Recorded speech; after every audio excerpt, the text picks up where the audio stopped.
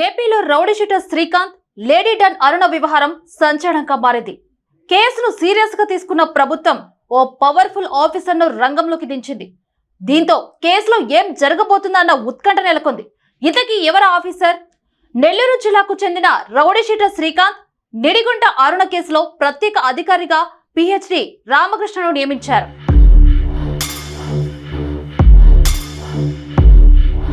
పేరల్పై వచ్చిన rowdy sheeter Srikanth, అరుణతో ఆసుపత్రిలో సన్నిహితంగా ఉన్న వీడియోలు కలకలం సృష్టించాయి. ఎన్నో సెటిల్మెంట్లు చేసిందని, పలువురిని బెదిరించిందన్న ఆరోపణలపై అరుణను అరెస్ట్ చేశారు పోలీసులు.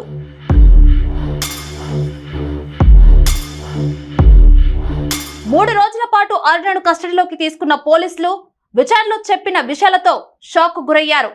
శ్రీకాంత్, అరుణ కలిసి పలు హత్యలు చేయించారని పోలీసులు అంటున్నారు.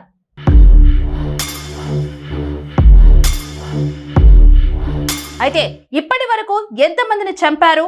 అరుణ పరిచయానికి ముందు నుంచే శ్రీకాంత్ ఎన్నో హత్యలు చేయించాడా? 3 ఏళ్లలో అరుణ, శ్రీకాంత్ గ్యాంగ్ చేసిన హత్యలు, నేరాలు, సెటిల్మెంట్లపై ఆరా తీస్తున్నారు పోలీసులు.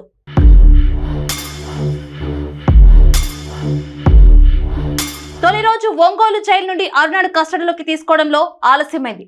దీంతో పోలీసులకు ఎక్కువ ప్రశ్నలు వేసే అవకాశం లేకుండా పోయింది. అయితే రెండో రోజు మాత్రం అరుణ ముందు సుమారు 40 ప్రశ్నలు ఉంచినట్టు తెలుస్తుంది. ఇక మూడో రోజు 40 ప్రశ్నలు వేసినట్టు అధికారులు చెబుతున్నారు.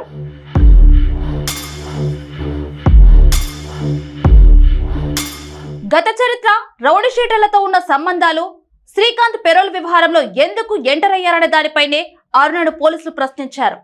పెరోల్ వ్యవహారంలో ఎవరు సహకరించారు? రాజకీయ నాయకులతో సంబంధాలపైన ప్రశ్నించినట్టు తెలుస్తుంది.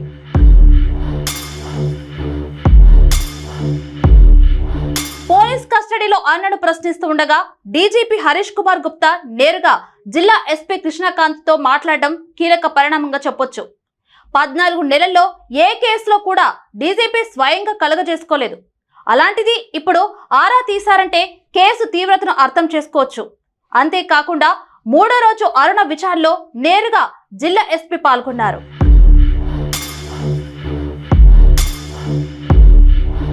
మరి ఓవైపు విచారణ జరుగుతుండగానే నెల్లూరు రూరల్ ఎమ్మెల్యేపై హత్యకు కుట్ర అంటూ 30 సెకండ్ల వీడియో కలకలం రేపింది. వీడియోపై కోటంరెడ్డి అనుచరులు ఆగ్రహం వ్యక్తం చేశారు. అంతేకాకుండా SPకి వ్యతిరేకంగా ఆందోళనకు దిగారు.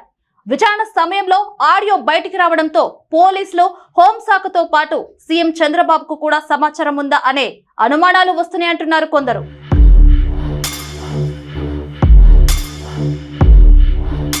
మరోవైపు అరుణతో కలిసి నేరాల్లో పాల్గొన్న వారిని ఒక్కొక్కరుగా అదుపులోకి తీసుకుంటున్నారు పోలీసులు. అంతేకాకుండా నెల్లూరు, తిరుపతి జిల్లాలో జరిగిన చాలా హత్య కేసులను రీఓపెన్ చేయనున్నారు. మొత్తానికి రౌడీ షీటర్ శ్రీకాంత్, అరుణ కలిసి పెద్ద నేర సామ్రాజ్యం నెలకొల్పారని తెలుస్తోంది. అయితే ఈ కేసులో ఏం జరగబోతుందనేది వేచి చూడాలి.